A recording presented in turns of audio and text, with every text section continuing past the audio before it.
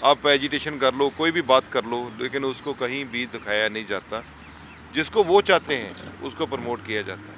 Media के ऊपर एक कब्जा कर रखा है, उसकी वजह से कोई खबर उनसे आगे जाने नहीं दी जाती। तो विपक्ष कमजोर नहीं है, इनकी नीयत में खोट है। ऐसे कंगना रनौत को ट्वीट करती है तो उसको बड़ा इशू बना दिया जाता है। जो नीचे काम करने वाले हैं उनमें कोई दिक्कत नहीं, वो तो अपनी न्यूज़ बना के दे देते हैं, लेकिन ऊपर नहीं लगती। अब जब बात ही नहीं जानी, किसी को पता ही नहीं चलना क्या हो रहा है, फिर आप क्या कर लोगे? उन्होंने संविधान को मानना है, नहीं मानना, उन्होंने किसी को बात करने देनी है, नहीं देनी है। ये बंद थोड़ा रखेंगे, अरबों रुपए लगाकर दोनों कंट्री से ये बंद रखने के लिए थोड़ा रखा है।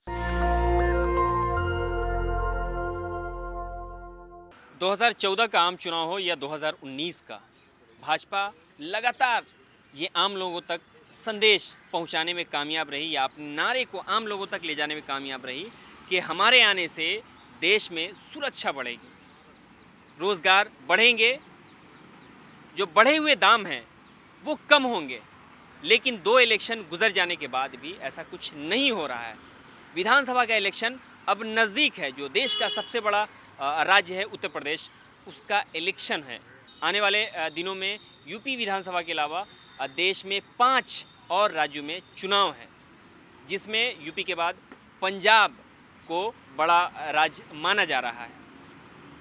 लगातार देश में मीडिया और अखबार ने ये साबित किया है या ये दिखाया है कि विपक्ष कमज़ोर है। उसकी बड़ी वजह महंगाई से मैं जोड़ कर देख रहा हूँ। महंगाई बढ़ने के बाद में यही जब कांग्रेस सत्ता में थी तो कितने ज़ोरदार ढंग से या यूँ कहें कि मजबूती से मीडिया अखबार महंगाई को उठा रहा था, लेकिन आज वही महंगाई आसमान छू रहा है।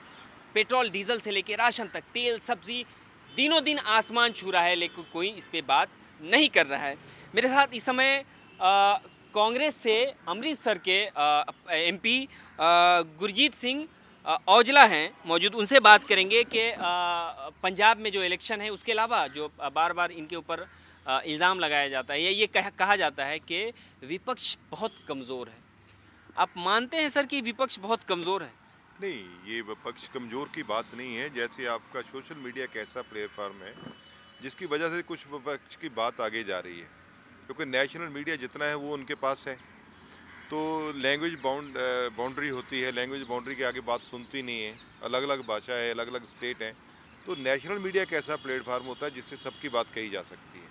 लेकिन नेशनल मीडिया जितना भी है, चाहे इलेक्ट्रॉनिक है चाहे प्रिंट है, उसके ऊपर बहुत बड़ा दबाव है। कोई भी आप एजिटेशन कर लो, कोई भी बात कर लो, लेकिन उसको कहीं भी दिखाया नहीं जाता।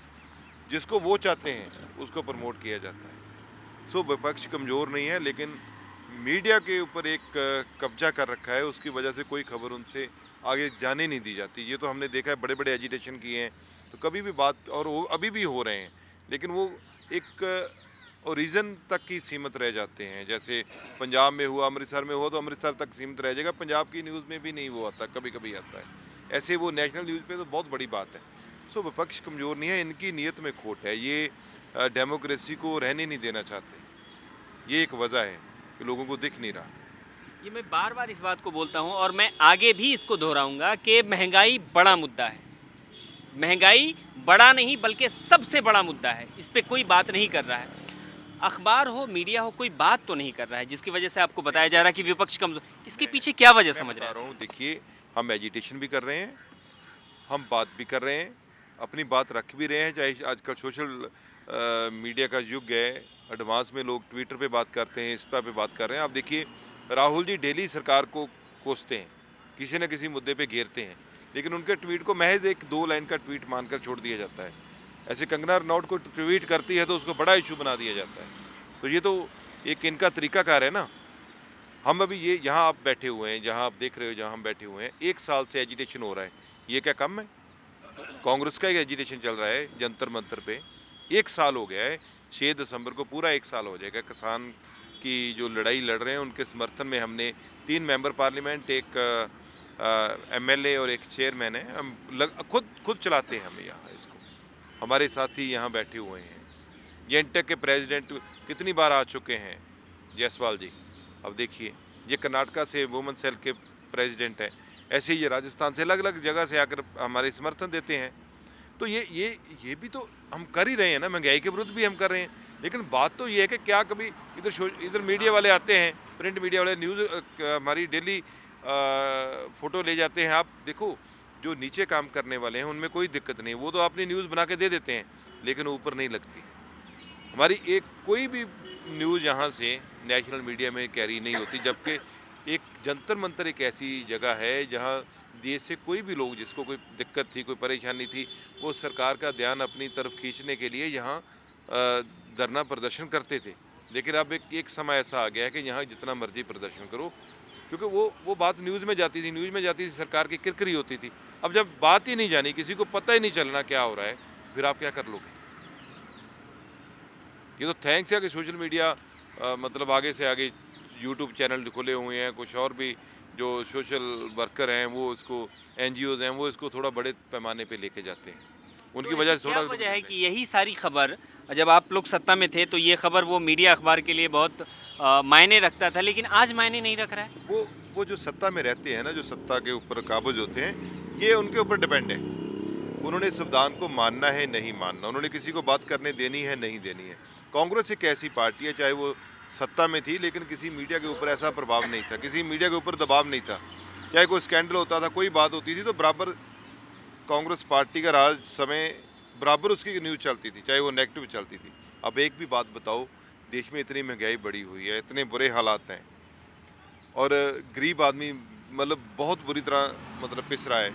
किसान संघर्ष इतना बड़ा है, कभी कोई न्यूज़ देखी? न्यूज़ आएगी तो नेगेटिव आएगी। किसान संघर्ष की भी नेगेटिव न्यूज़ देंगे, पॉजिटिव न्यूज़ कभी दी नहीं। एक साल लगातार एजिटेशन करना कोई छोटी बात है? बहुत बड़ी बात है।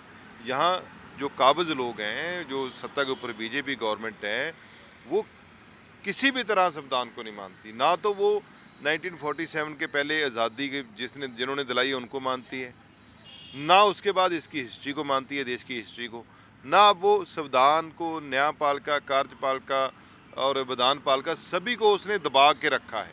अपनी मर्जी से न्यूज़ देते हैं, अपनी मर्जी से बात करते हैं। तो जब लोकतंत्र तो यही होता है ना कि आप अपनी बात रखो, संविधान ने हमें अधिकार दिया है, तो बात तो आपने रख ली। तो अब मीडिया को ये इजाज़त ही नहीं है कि वो अपनी न्यूज़ में, प्रिंट में ला सके, कि किसी इलेक्ट्रॉनिक मीडिया में ला सके, तो फिर क्या कर सकते हो? फिर तो एजिटेशन ही, जितना लोगों को दिखेगा, जो लोग महसूस करते हैं, शायद लोग ही उठ के खड़े हो जाएं कि ये क्या हो रहा है देश में। इसीलिए हम लोग एजिटेशन करते हैं, और ये इस बार की सरकार जो है, ये एक तानाशाह का रूप दिख रहा है। पहले हम देखते थे सीरिया में है, अरब कंट्रियों में ऐसे तानाशाह होते थे, लेकिन अब भारत में एक डेमोक्रेटिक कंट्री में भी ये दिखना जो दिख रहा है, वो बहुत बुरे समय का लक्षण जो है वो दिख रहे हैं। आने वाले समय का फ्यूचर जो बुरा होगा। आने वाले दिनों में चुनाव है, पंजाब में विधानसभा के चुनाव हैं, और ऐसे में आप लोग यहाँ जो धरना प्रदर्शन कर रहे हैं उसको भी 1 साल हो जाएगा। इसके आगे की क्या रणनीति है 1 साल के बाद? देखो, वो तो हम चलते रखेंगे, वो तो चलाएंगे हम। और चुनाव जो पंजाब के हैं, वो पंजाब के चुनाव कांग्रेस पार्टी जीतेगी, 100% जीतेगी, और लोग कांग्रेस को समर्थन देंगे। कांग्रेस ने बड़े अच्छे कार्य किए हैं, लोग उनके काम को समर्थन करेंगे। करतारपुर कॉरिडोर को बंद कर दिया गया था कोरोना काल में, कोरोना की वजह से, अब खोल दिया गया है उसको। हाँ, आज खोला है, और कल रजिस्ट्रेशन होनी है, परसों पहला जत्था जाएगा। हम उसका लिए स्वागत करते हैं केंद्र सरकार के इस फैसले का, कि उन्होंने अच्छा फैसला किया। कोरोना की वजह से यहाँ से बिल्कुल लोग बंद हो गए थे, क्योंकि कोरोना प्रोटोकॉल बना ऐसे हुए थे, सभी कंट्री जो इंटरनेशनल कंट्रीज थे वो बंद थे। अब खुला है तो सभी आने जाने लगे हैं। तो ये सबकी डिमांड थी पिछले 4 महीने से। हमने भी चिट्ठी लिखी थी, लेटर ईमेल की है प्रधानमंत्री जी को, एक्सटर्नल अफेयर मिनिस्टर को 3 लेटर भी ईमेल की है कि ये ज़रूरत है, अब खोल देना चाहिए। क्योंकि अब ये देखिए, बसों में भी पूरा रश है, ट्रेन में भी है, जहाज़ से भी लोग जा रहे हैं, तो ये भी रास्ता खुलना चाहिए। कोरोना की वजह से लोग बहुत परेशान हैं, वो गुरु नानक देव जी के वहाँ जाकर अरदास करना चाहते हैं, तो उनके लिए इन्होंने अच्छा काम किया, हम इनका स्वागत करते हैं। कह रहे हैं कि इसको राजनीतिक फ़ायदा मिलेगा आने वाले चुनाव में इससे, जो सही वक्त में इन्होंने फैसला लिया है। देखो, वो लोगों ने फैसला करना है, सही वक्त पे फैसला नहीं कह सकते, ये तो खोलना ही था। ये बंद थोड़ा रखेंगे अरबों रुपए लगाकर, दोनों कंट्री से ये बंद रखने के लिए थोड़ा रखा है। वो तो सभी कंट्री के मतलब वीज़े भी खुल रहे हैं, कंट्री में आना जाना भी शुरू हो रहा है, चाहे भी कोई भी कंट्री, तो ये भी उसी का एक हिस्सा है। लेकिन राजनीति, वो जैसे इन्होंने 3 दिन पहले अपना एक डेलीगेशन पंजाब से मंगवा कर एक चिट्ठी प्रधानमंत्री जी को दे दिया, एक अमित शाह जी से मिल लिया, एक राष्ट्रपति जी से मिल लिया, 2 दिन में। हम विपक्ष वाले पूरे मेंबर पार्लियामेंट टाइम मांगते रहे, प्रधानमंत्री कभी टाइम नहीं देते। कभी इनके मिनिस्टर टाइम नहीं देते, होम मिनिस्टर टाइम नहीं देते, लेकिन उनको 3 दिन में सभी टाइम मिल गए। कभी राष्ट्रपति जी टाइम नहीं देते, 2 दिन में सबको चिट्ठी भी लिख दिया और मसला भी हल कर दिया। जी आप मान सकते हो, एक स्टेट का मसला अलग बात है, एक 2 कंट्री का मसला है। तो ये तो बात पिछले समय से चल रही थी। इनको यदि ऐसा करना था 2 हफ्ते पहले आकर लेटर दे जाते, चलो माना जाता, लोगों में भी इनका भी कुछ, इनके मन में भी दर्द है इसके लिए। लेकिन फिर भी हम सबका स्वागत करते हैं, चाहे बीजेपी वालों ने किया, किसी ने भी किया। पंजाब का चुनाव चरणजीत सिंह चन्नी के ही चेहरे पे तो लड़ा जाएगा। ये तो कांग्रेस ने फैसला करना है। जो आदमी करेगा, जो आदमी काम करेगा, जो आदमी लोगों की आवाज़ उठाएगा, चेहरा तो अपने आप उनके दिल में बन जाता है, चाहे किसी भी पार्टी में। तो ये फैसला पार्टी करती है। ये जिस तरह से बहुत इलेक्शन से जस्ट पहले कैप्टन साहब पार्टी छोड़ते हैं, नई पार्टी बनाते हैं, और बार बार कहा जा रहा है कि हो सकता है कि केंद्र सरकार इस तरह का फैसला ले, कृषि कानून जो आप लोग विरोध प्रदर्शन कर रहे हैं उसको वापस ले, तो एक नया चेहरा कैप्टन साहब का सामने रख के और ये बताया जाएगा कि इनकी वजह से, चूँकि कैप्टन साहब बार बार बोल रहे हैं कि भाजपा अगर कृषि कानून वापस ले लेती तो हम उनके साथ अलायंस करके लड़ेंगे चुनाव। देखो, ये कैप्टन साहब का पर्सनल, अब उन्होंने पार्टी बनाई है तो ये अपना उनका व्यू है, वो कैसे लड़ना चाहते हैं, कैसे आगे राजनीति में जाना चाहते हैं। लेकिन कांग्रेस पार्टी अपने आइडियोलॉजी के ऊपर जो काम किए उसके ऊपर चुनाव लड़ेगी। वो भाजपा के साथ समझौता करे, किसी से करें, लेकिन कृषि कानून का मसला कोई भी हल करेगा, मैं उसका स्वागत करूंगा, चाहे कैप्टन साहब करें, चाहे बादल करें, चाहे कोई भी करे। हल होना चाहिए, क्योंकि 700 के ऊपर लोग जाने जा चुकी हैं। अभी ठंड और बढ़ेगी और मुश्किल का सामना करना पड़ेगा उन लोगों को, तो ये हल होना चाहिए। ये औजला साहब थे जो अमृतसर पंजाब से कांग्रेस के एमपी हैं। चुनाव आएगा जाएगा, ये आती रहेंगी जाती रहेंगी, देश बना रहेगा।